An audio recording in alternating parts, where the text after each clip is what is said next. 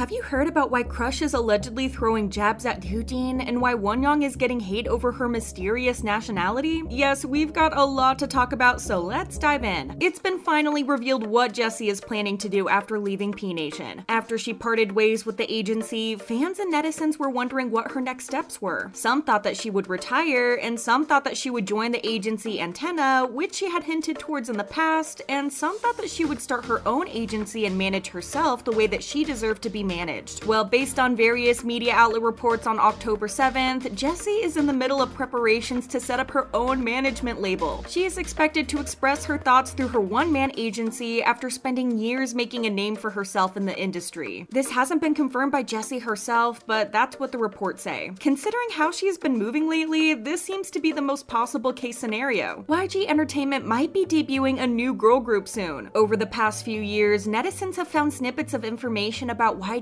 upcoming girl project. According to this information, the new girl group is called Baby Monster, which previously used to be a possible name for Blackpink. Earlier this year, netizens even saw various clips of female trainees entering and leaving the YG building several times, hinting that they're going to be the members of the group. In a video for Hot Dog TV's channel on YouTube, the CEO of YG Foods, No Hee-young, finally talked about the group. According to her, the Baby Monster members are very talented and even compared them to 10 Jennies. The debut date might also be sooner than we originally thought. At the end of September, several international songwriters were spotted at YG Entertainment for what looked to be like some kind of songwriting camp. A lot of the songwriters shared content like videos and photos from the camp, with Blush even giving us a sneak peek of the studio. In other videos, the writers revealed that they were writing for a YG girl group without giving the public a name. However, in another video, the name Baby Monster can be heard, which means that the group is in preparations for their debut. That's not all though. There was a picture of a whiteboard that was allegedly shared from the YG training room that might have revealed everything we need to know about the group. On the whiteboard, you can see the initial BM and also 7 stick drawings with initials on them. Netizens thought that this was a hint about the number of members that will be debuting in the group and each of their initials. There was also a message from Young Hyun-suk himself on the whiteboard saying, "Do you want to go home after 6 years of training?" Under it, there seemed to be the rubbed out version of Big Bang G-Dragon's signature. Some thought that this was just G-Dragon quoting Young Hyun-suk, while others were hoping that G-Dragon himself is working with the group. He was seen entering the YG Entertainment building with what seemed to be a female trainee, so this possibility isn't as far-fetched as one might think. Many also assume that the members could have appeared in Treasure's recent comeback. This is not confirmed, of course, but YG wouldn't be the first nor the last company to have trainees who are about to debut have cameos in their other artists' music videos, so it's a big possibility. The chances are that the members won't step on stage for another year, since YG tends to debut their groups either in August or September, but what we do know is that their debut is highly anticipated. Honey has finally spoken out about how she felt when her relationship with her boyfriend, psychiatrist Young Jae-woong, was exposed to the public. Honey's relationship with Young Jae-woong was made public in June of this year, and what really got the public curious was the 10-year age gap between the two. This also led to some netizens making malicious comments about the relationship, and Honey finally addressed all the hate her and her boyfriend have been getting. On October 6th, Honey made an appearance on makeup YouTuber Leo J's channel and requested a decadent makeup look for a variety show appearance later that day. While in the process of doing her makeup, the two talked about various topics of the day before Leo J asked Honey about her public relationship. He asked Honey whether their relationship felt easier now that everyone knew about it, and Honey said that the couple were feeling very uncomfortable before the relationship was made public, as she felt like she was hiding things from her fans. However, according to Honey, the things that made her the angriest are the comments on social media. She said, "Do you know what I didn't appreciate? If you look at the comments, because Young Dae-woong is a psychiatrist who is 10 years older, they make it seem like I was gaslighted into a relationship and that I was somehow coerced. It isn't true." It's sad that not only was her relationship made public against her will, but she also has a bunch of strangers making speculations about it like they know any better. Chu has denied all speculations that she might be dealing with a problem with her eating habits. In the preview for Chu's appearance on Wonyoung's Golden Counseling Center, Chu can be heard saying that she eats so much when she's stressed that she can't breathe. She also said that she kept eating and throwing up to the point she once went to the emergency room because her whole body felt stiff. This started the rumors that she has problems with her eating habits and also worried fans about her health. Chu took the time to deny those speculations herself and told fans not to worry about her. On October 6th, she posted on her Instagram story and wrote, "It's totally